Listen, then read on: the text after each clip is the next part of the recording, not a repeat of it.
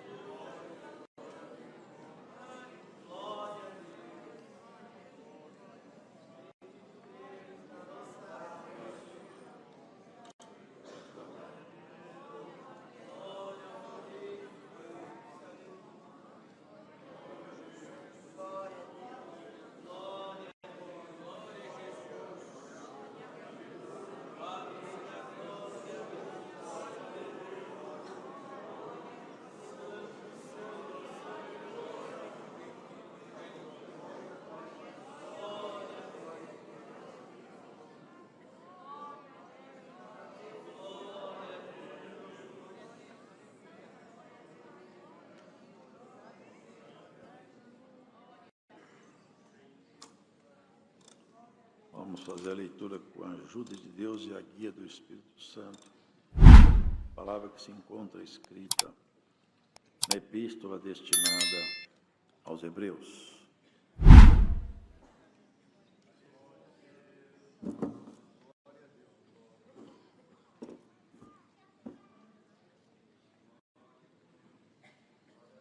Capítulo 1.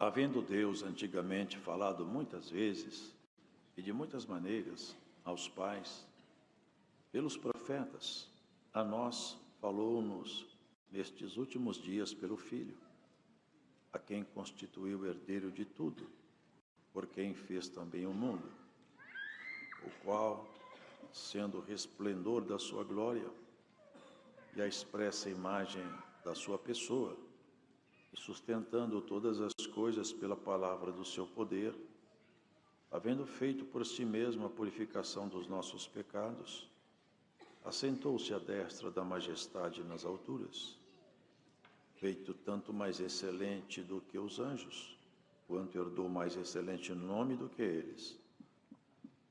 Porque a qual dos anjos disse jamais: Tu és meu filho, hoje te gerei? E outra vez, eu lhe serei por pai, e ele me será por filho? E quando outra vez introduz no mundo o primogênito, diz: E todos os anjos de Deus o adorem. E quanto aos anjos, diz: O que de seus anjos faz ventos, e de seus ministros labareda de fogo. Mas do filho diz: Ó Deus, o teu trono subsiste pelos séculos dos séculos. Cetro de equidade é o cetro do teu reino. Amaste a justiça e aborreceste a iniquidade.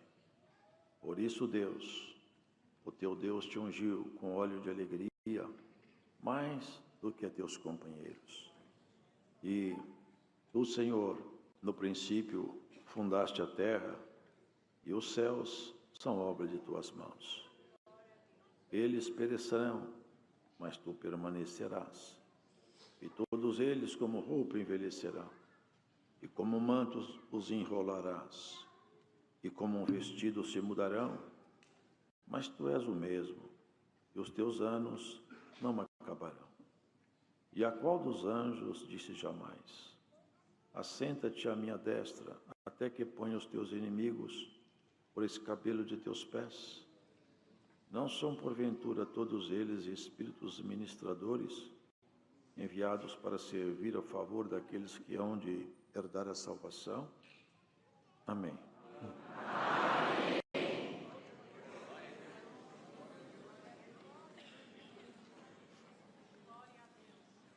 Aqui nós vemos, nesse capítulo, revelando de maneira patente a deidade a divindade absoluta do Senhor. Como foi dito na oração, essas duas naturezas se encontram nele, o Verbo e o homem. E era necessário que fosse assim, porque o pecado tem o preço da morte. Deus não suporta o pecado. Todas as vezes que o pecado acontece, ele afronta Deus. Deus é santo e não suporta pecado. Mas como o pecador, ele mesmo é quem pratica o pecado, para Deus não julgar o pecador fora, ele criou algumas alternativas por um tempo. Por um tempo, foi dito que o preço do pecado é a morte, portanto, alguém tem que morrer quando peca. Deus teria que matar toda a humanidade, como aliás já fez uma vez em Noé. Então ele instituiu o sacrifício do sangue, porque o sangue é a vida do corpo.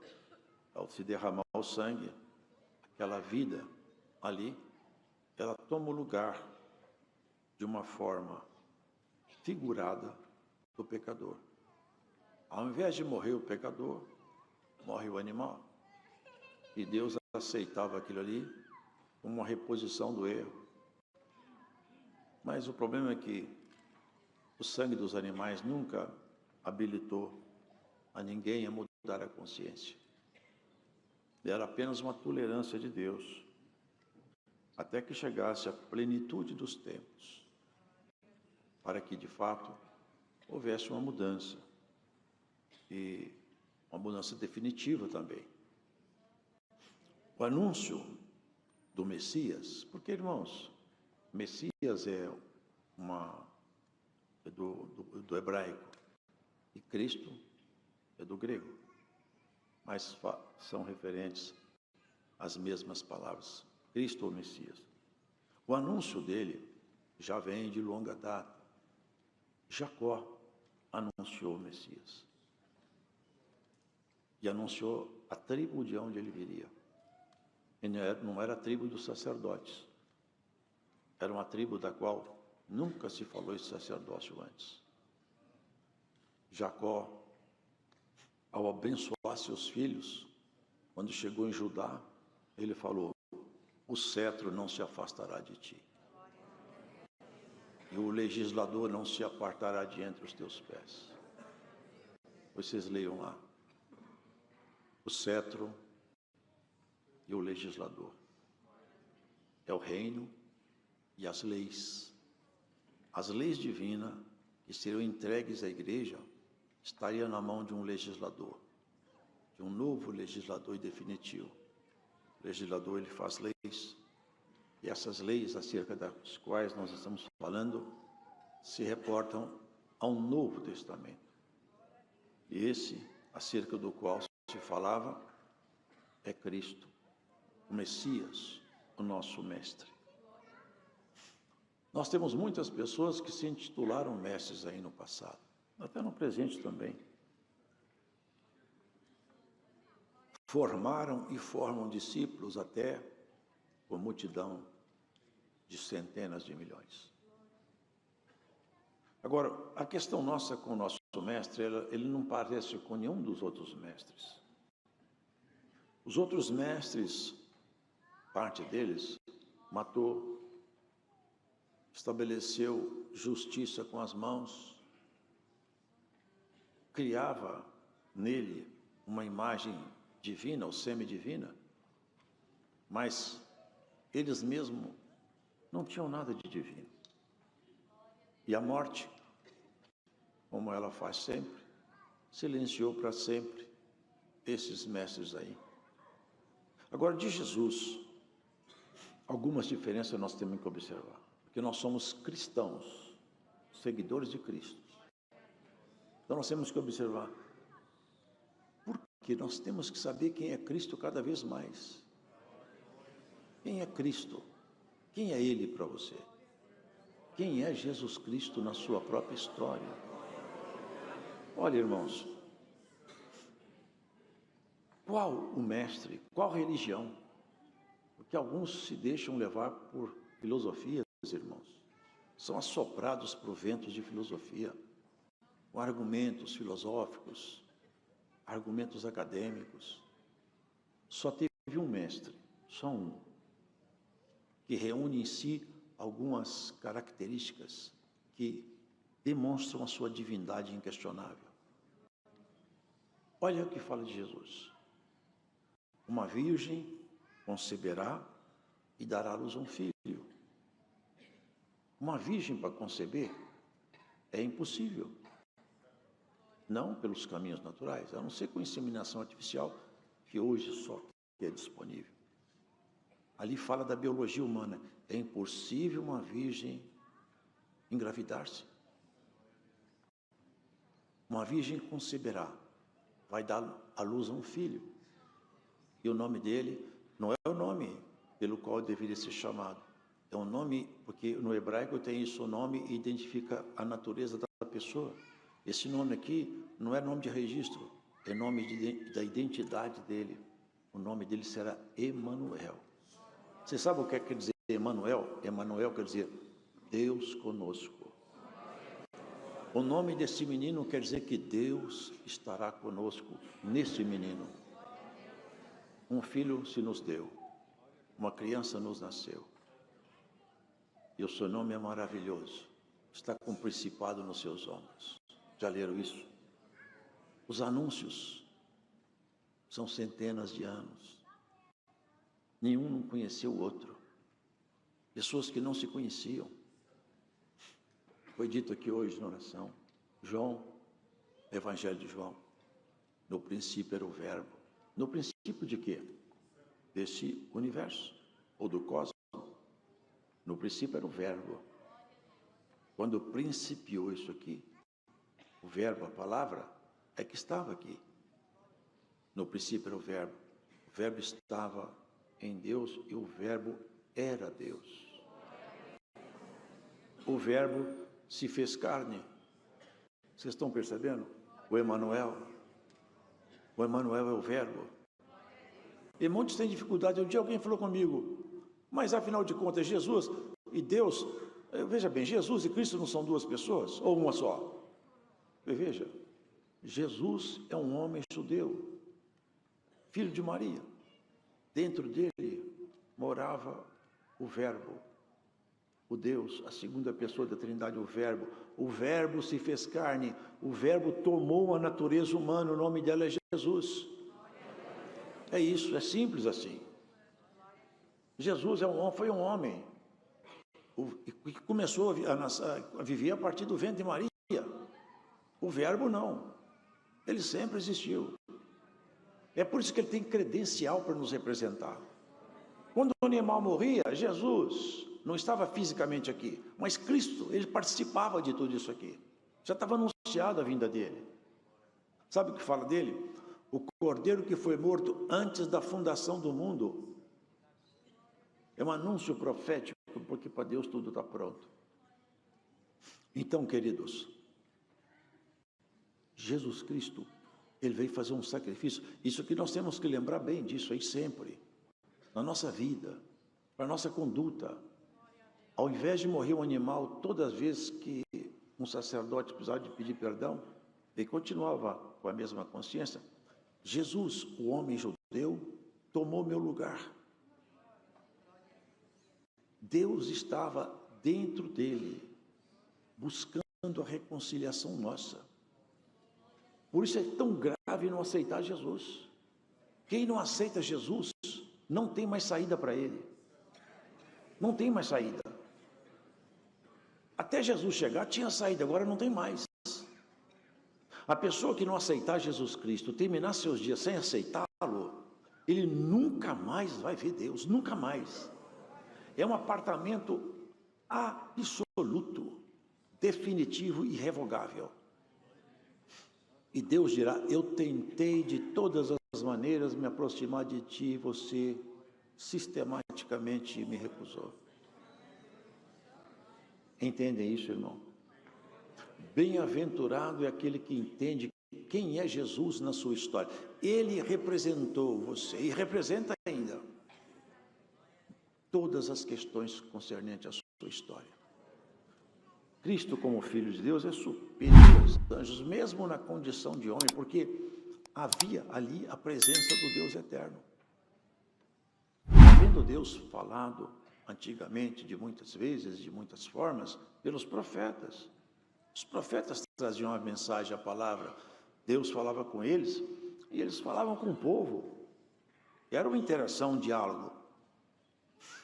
Agora, nesses últimos tempos, sabe o que é o último tempo? A rigor. É desde que Jesus veio até ele voltar.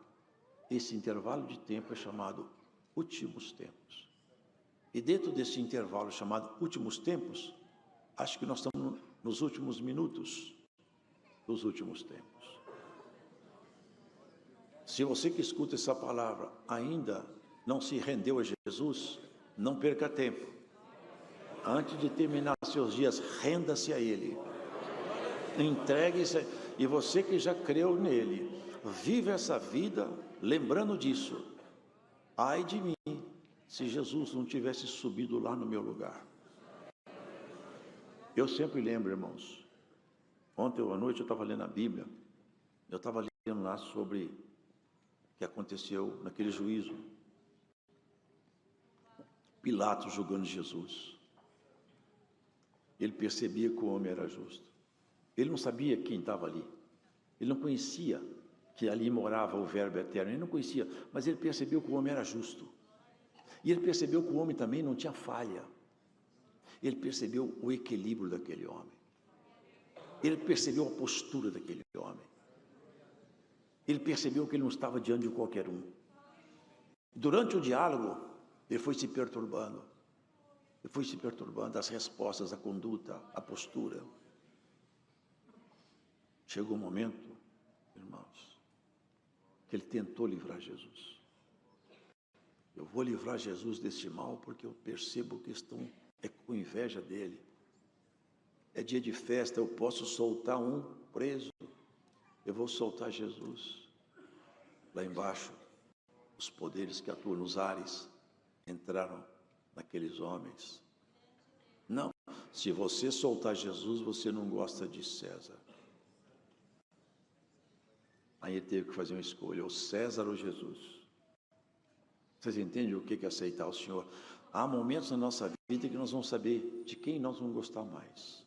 Ou de César ou de Jesus. É por isso que está escrito, ou vocês amam muito o mundo, ou vão amar muito a Deus. Ninguém pode servir a dois senhores. Ou vai servir a um, ou vai servir a outro. Qual o Senhor que você serve no seu coração? A Mamon ou ao Senhor? Bem-aventurado aquele que, sem dúvida, sem hesitação, fala, eu sirvo ao Senhor. Eu não sirvo a Mamon.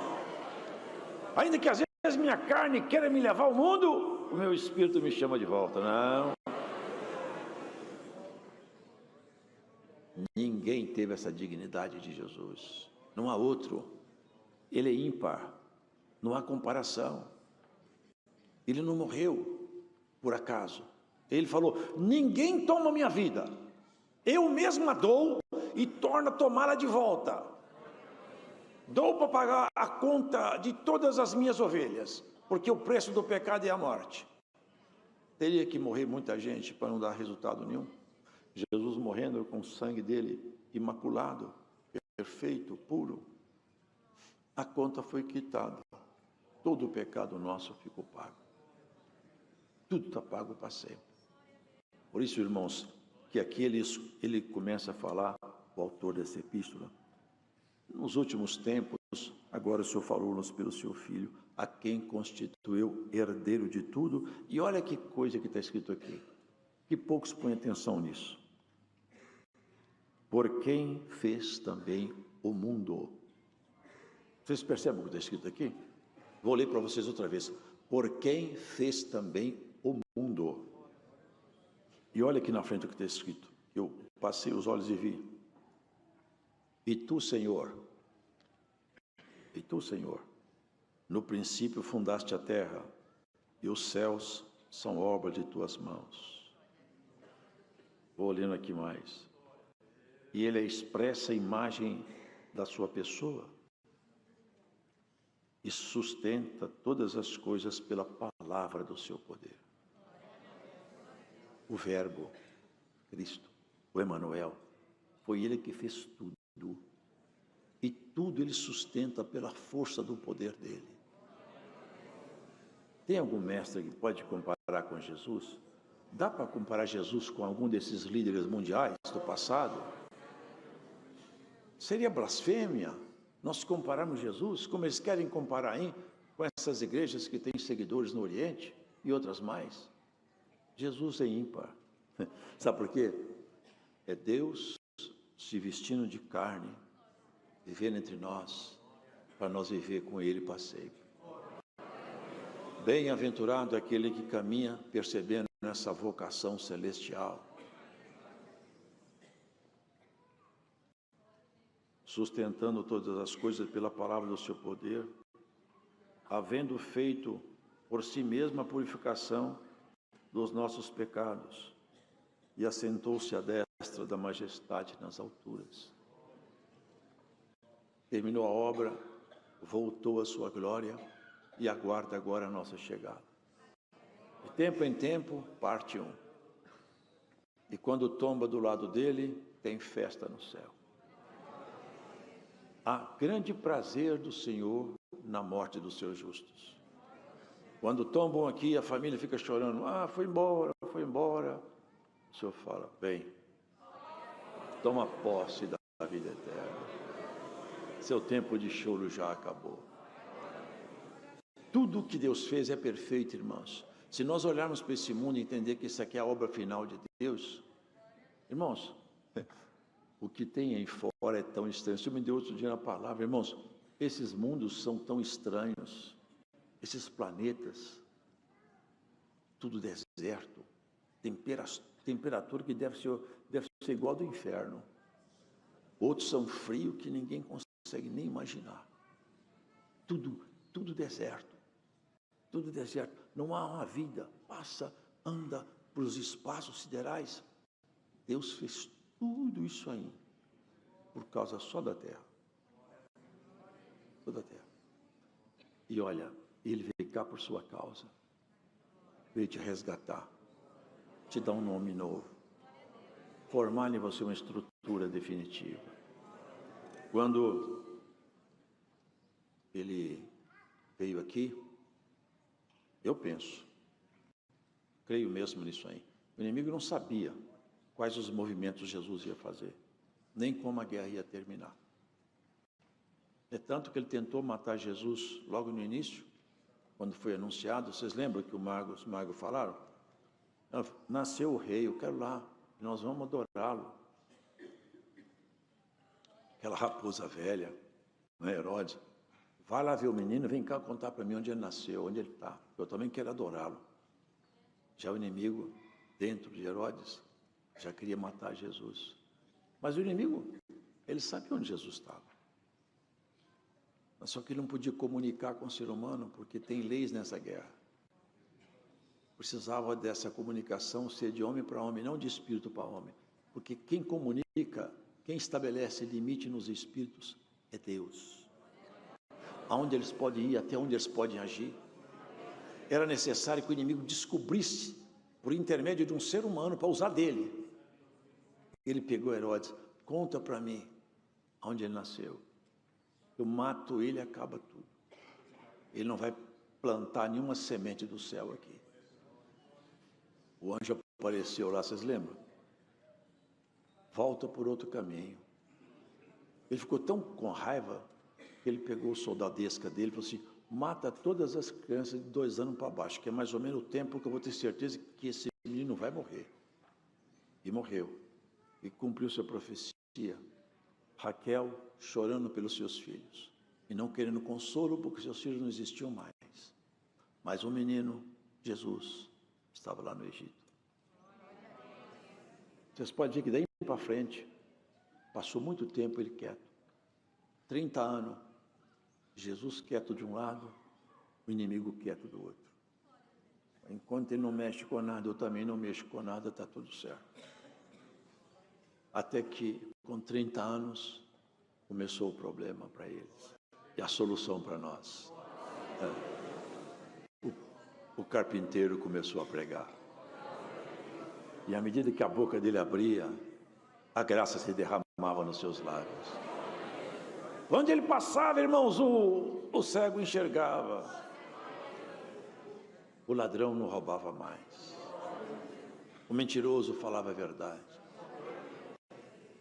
Ele começou a passar entre os homens. E exatamente aonde estava aquela classe chamada classe baixa da sociedade, nos cais, nas periferias, se misturava entre eles, andava por eles. Eu não me lembro de ver que Jesus foi nos palácios. Não me lembro. Nunca ouvi falar que Jesus procurou falar com Herodes, na casa de Herodes, nem procurou César. Mas nos cais do porto, na casa dos cobradores de impostos, se assentava com aqueles homens simples, homens que não tinham nada para oferecer. Andou entre os homens. E à medida que ele começava a manter contato com os homens, é o que está escrito aqui. A palavra, nesses últimos tempos, falou-nos por seu filho. Ele falou assim, eu quero acender um fogo nessa terra. E o que eu mais quero, se esse fogo já está aceso. À medida que ele pregava, que ele falava, que ele ensinava, aquelas pessoas ali eram transformadas. Não conseguia ficar longe dele mais. Ia atrás dele. Pedro, Tiago, Barnabé depois, né? Foram atrás do Senhor, seguindo o Senhor. Mateus, ali, irmão Felipe, foram se juntando. Ele falava. Um dia ele fez uma pregação que foi tão difícil. Ele falou assim: quem não comer da minha carne e não beber do meu sangue não tem parte comigo. Aí eles começaram a ir embora. É demais, agora chegou no limite que não dá mais para nós seguir Jesus. Mas aqueles que já tinham experimentado o convívio com ele,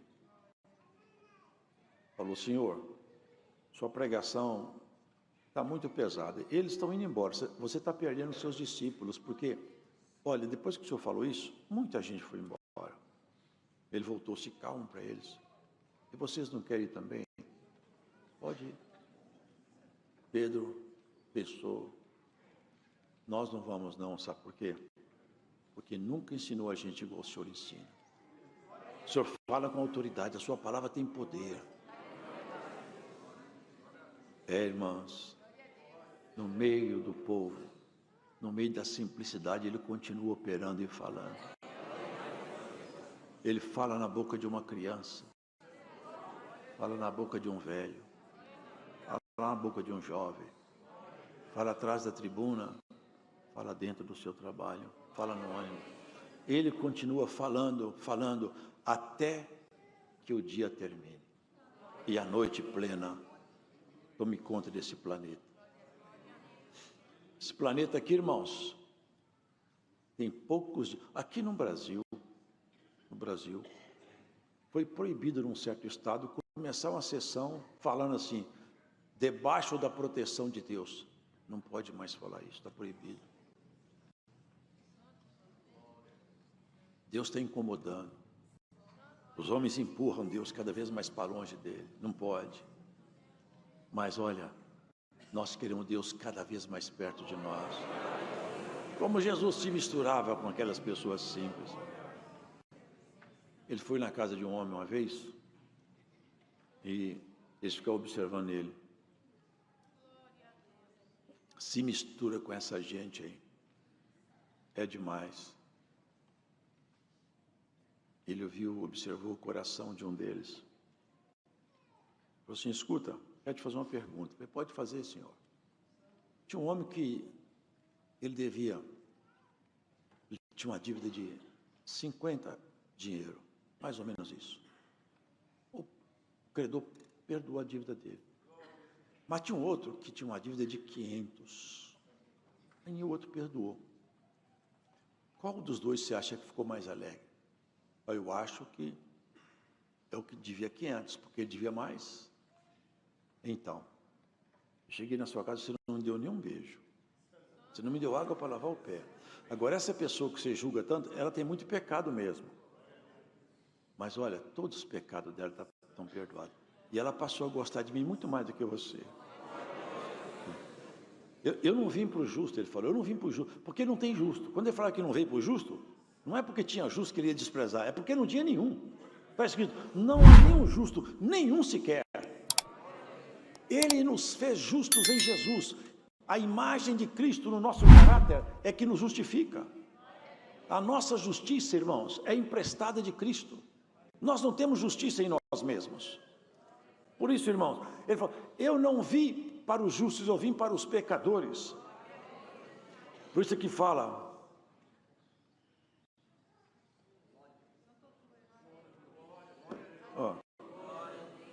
amaste a justiça e aborreceste a iniquidade. Por isso Deus, o teu Deus, te ungiu com óleo de alegria mais do que teus companheiros. E tu, Senhor, o princípio fundaste a terra. Eles perecerão, mas tu permanecerás.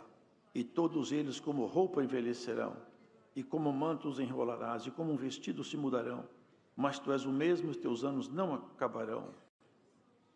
Aqui, irmãos, mostrando o reino definitivo de Jesus Cristo e a permanência do controle dele sobre nós, sobre a igreja.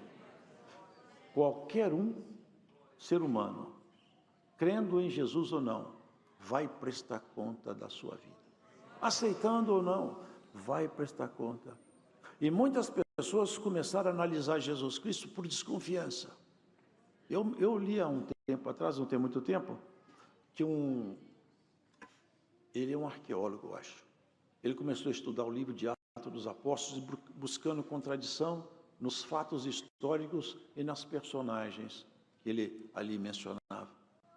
E por anos a fio, ele visitou aqueles lugares e procurou aqueles personagens que estariam ali listados em Atos dos Apóstolos, que é um livro histórico. Atos dos Apóstolos faz registros históricos. E durante todo o tempo de pesquisa dele, uma a uma das suas pesquisas, ele foi consolidando e fechando que realmente as datas, os locais, os personagens existiam.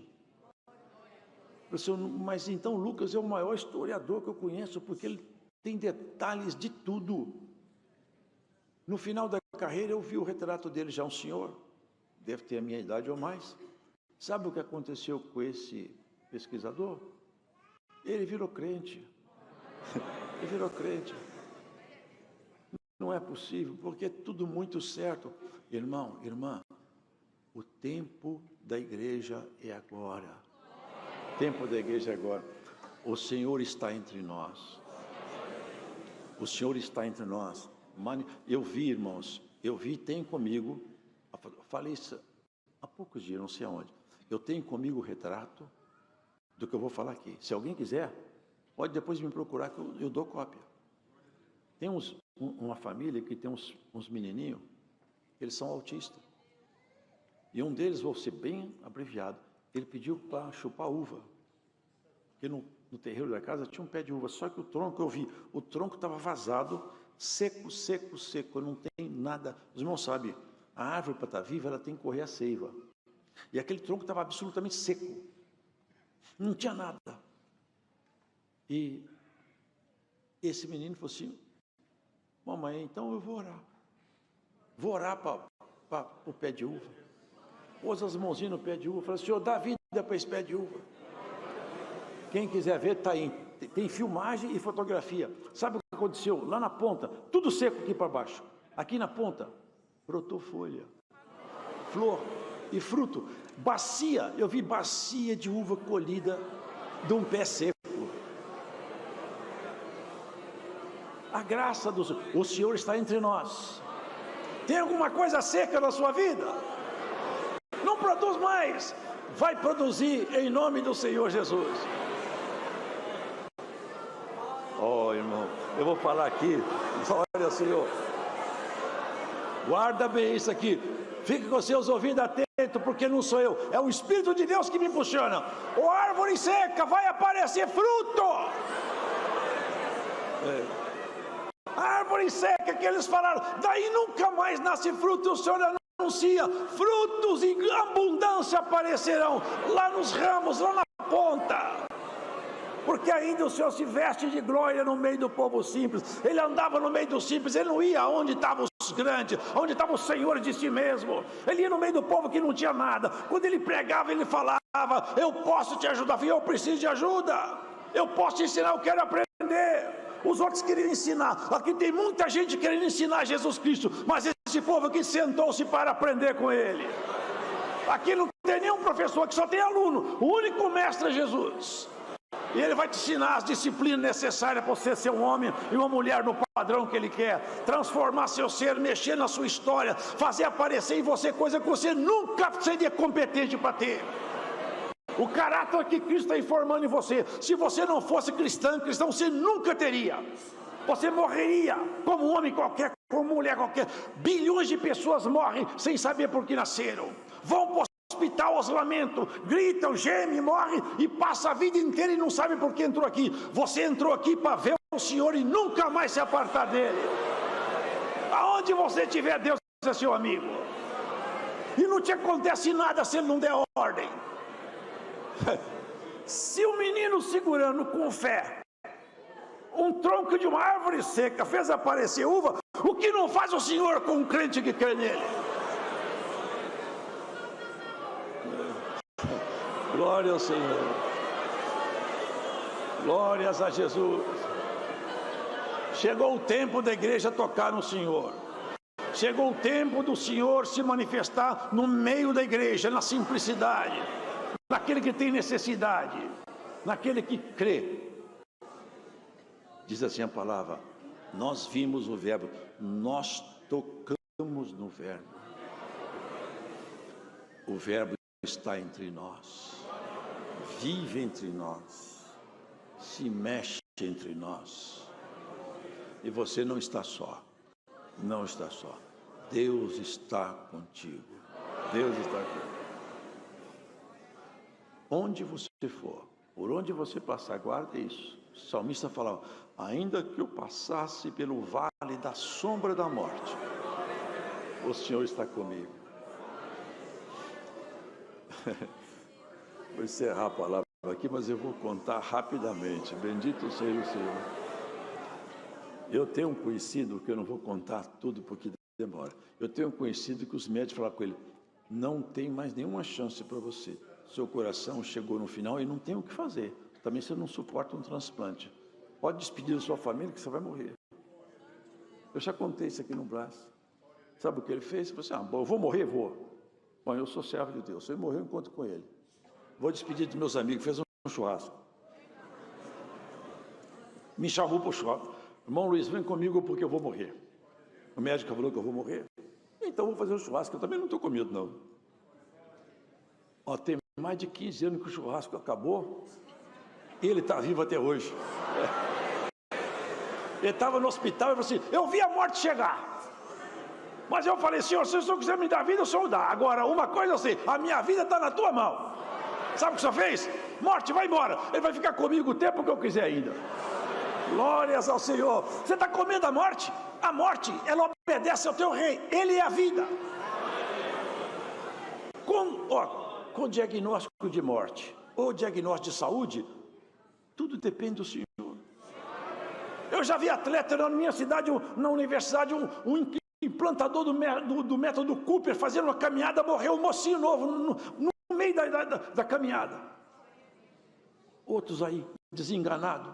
Os médicos falam, eu não sei como você está vivo, seu coração. Eu tenho um amigo, irmão, que ele cortou, seccionou. Aqui alguém, depois, se quiser saber, dou o nome também. Ele seccionou os tendões. Quem já estudou minimamente sabe que sem tendão não há movimento. Ele seccionou os tendões. Os médicos falaram com ele, conforme que você nunca mais vai mexer com a mão. Ele falou, irmão Luiz, ó, tá vendo aqui, ó, tendão não tem, mas mexeu, até morrer mexeu com a mão. E tem nome para dar. Sabe por quê? Tudo está na mão do Senhor. Ele é o verbo, a palavra, é Deus. Ele pode tudo. Ele te sustenta nessa graça. Se você confiar nele, você vai até o fim. Nada vai te segurar. Tem um hino que fala assim: nenhuma arma preparada contra ti vai prosperar. Já leu isso? Pode ficar tranquilo, tranquila. Você pode ir para o hospital, você pode entrar na UTI, você pode entrar na cirurgia, entrar com segurança. Fala assim, ó, eu saio daqui se Deus estiver comigo. Se Deus não estiver comigo, eu posso estar dentro de casa, eu morro dormindo. Mas se Deus estiver comigo, eu entro dentro de uma CTI, de uma UTI, eu só preciso que Deus esteja comigo, nada mais. Eu já vi coisas, irmãos, que contar parece alguma coisa fantástica. Eu tenho um tio, o senhor levou, um homem, um professor muito instruído, fez PhD com 20 e poucos anos, e ele era ateu. Depois ele começou a acreditar em Deus por um conjunto de fatalidade na vida dele. E ele me contou com lágrimas. Falou, Luiz Carlos, eu vou te contar o que aconteceu comigo. Falei, conta. Eu sei que você serve a Deus, sei que você crê em tudo que eu vou falar. Ele pegou na estrada do Espírito Santo, entre um bloco de escorte feito em estrada, de um lado e do outro era pedreira.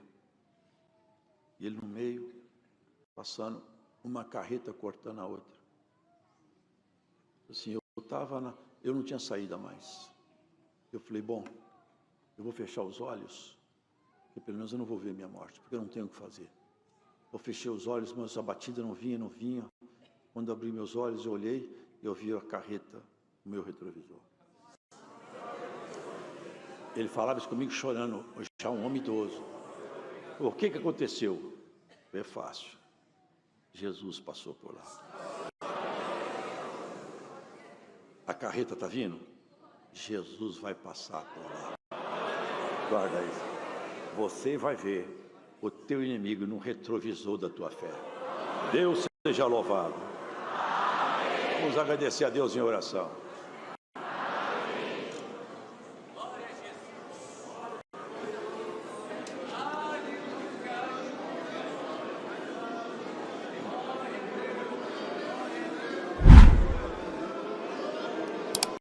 Glória a Jesus. Glória a Jesus. Aleluia. Glória a Deus. Aleluia.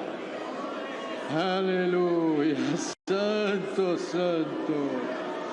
Nosso Deus e Pai celestial, no nome santo de Jesus, o teu Filho amado, nosso bendito Redentor, é que nos encontramos aqui agora, ajoelhados para agradecer a Ti, Senhor, este santo culto que o Senhor preparou nesta tarde. Bendito Deus, onde também temos louvado o Teu nome e temos ouvido a Tua palavra, Senhor. Palavra viva, palavra de amor, palavra de fé, palavra de vida eterna que há em nosso Senhor Jesus Cristo. Agradecemos, Senhor, bendito Deus, por todo o ensinamento que o Senhor mandou nesta tarde, lembrando a cada um de nós que Jesus Cristo é tudo na nossa vida. Ele é o princípio, Ele é o fim. Bendito Deus, e agora estamos nós confiados nas Suas poderosas mãos.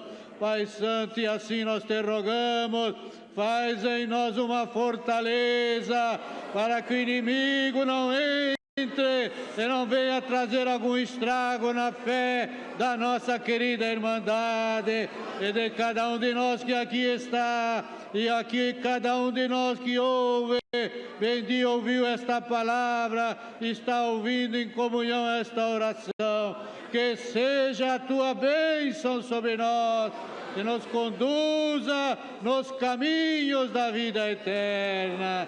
Bendito Deus, o Senhor nos tem chamado, tem nos amparado, tem nos sustentado até aqui e cremos que o Senhor nos levará avante até o fim da nossa jornada. Graças damos a Ti, Senhor, por tudo, por esta bênção maravilhosa que caiu sobre nós nesta tarde.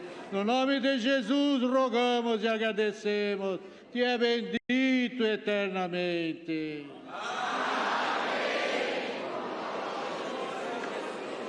Deus seja louvado. Creia somente, tenha fé nas promessas de Deus, e Ele cumprirá o desejo do teu coração. Deus abençoe. Quem tem certeza que você vai pular este vídeo? Eu estava ali esperando. Bem-vindos ao canal Eu Creio, onde compartilhamos mensagens divinas de esperança, amor, perdão, propósito e oração diretamente do coração de Jesus para os fiéis. Acreditamos firmemente que as palavras de Jesus têm o poder de transformar vidas e trazer consolo nos momentos mais difíceis. Nós nos comprometemos em trazer conteúdo inspirador e edificante a cada um de vocês, para que juntos possamos crescer em fé e amor a Deus. Que a paz de Jesus esteja sempre presente em nossas vidas. Querido filho, nas lutas dos negócios difíceis como divórcios, paternidade e heranças, estou ao teu lado, pronto para guiar-te e fortalecer-te. Confie em minha sabedoria e encontre em mim a força necessária para enfrentar esses desafios com coragem. Nos momentos em que o caminho se mostra sombrio e cheio de obstáculos, recorda-te de que eu sou o Deus que desata os nós mais intricados e nada é impossível para mim. Concedo-te a minha paz, que transcende todo entendimento, para que enfrentes cada questão com serenidade e confiança. Quanto aos divórcios, compreendo a dor e a tristeza que podem acompanhar essa jornada. Encorajo-te a buscar minha orientação em cada etapa do processo, visando uma resolução justa e equilibrada para todas as partes envolvidas. Lembra-te de que o amor e o respeito devem ser a base de todas as decisões, sobretudo quando crianças estão envolvidas. Capacito-te a buscar a reconciliação, a mútua compreensão e a cura das feridas emocionais. Quanto à paternidade, entendo a complexidade dessas situações e a necessidade de clareza e justiça. Convido-te a confiar em mim, pois sou o Deus que conhece o coração de cada indivíduo envolvido. Dou-lhe coragem para enfrentar as incertezas e sabedoria para tomar as decisões corretas. Lembra-te de que minha vontade é que a verdade prevaleça e que o bem-estar das crianças seja protegido. Busca minha orientação e estarei contigo em cada passo. Quanto às disputas de heranças, entendo que elas podem gerar tensões e divisões entre as famílias. Porém, quero lembrar-te da importância do amor fraternal e da união. Encoraje-te a buscar uma solução pacífica, honrando os desejos e vontades daqueles que partiram. Confie em mim para abrir caminhos de comunicação e trazer justiça e equidade a essas questões. Lembra-te de que a verdadeira riqueza reside na harmonia familiar e na preservação dos laços de amor. Comente Eu Creio se acreditas no poder divino. Meu amado filho, diante desses desafios complexos, encoraje-te a depositar tua confiança em mim. Acredita que sou o Deus que realiza milagres e que pode desembaraçar qualquer situação. Busca minha sabedoria por meio da oração e da reflexão em minha palavra. Enquanto percorres essa jornada, lembra-te de que não estás só. Estou ao teu lado, segurando tua mão e guiando teus passos. Mantém-te firme na fé e confia que, mesmo quando tudo parece confuso e complicado aos teus olhos, possuo um plano perfeito para a tua vida. Confia que estou operando nos bastidores, harmonizando todas as coisas para teu benefício.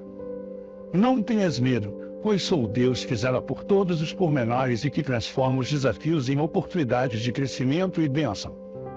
Quando te sentires sobrecarregado, busca abrigo em mim, encontra serenidade no silêncio da minha presença e permite que minha luz ilumine teu caminho.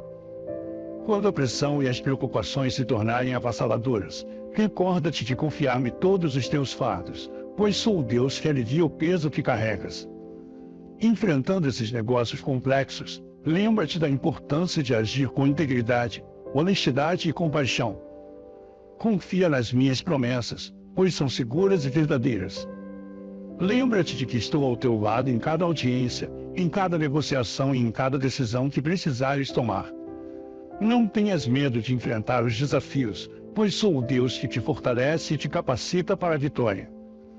Comente obrigado, Deus, como expressão de gratidão.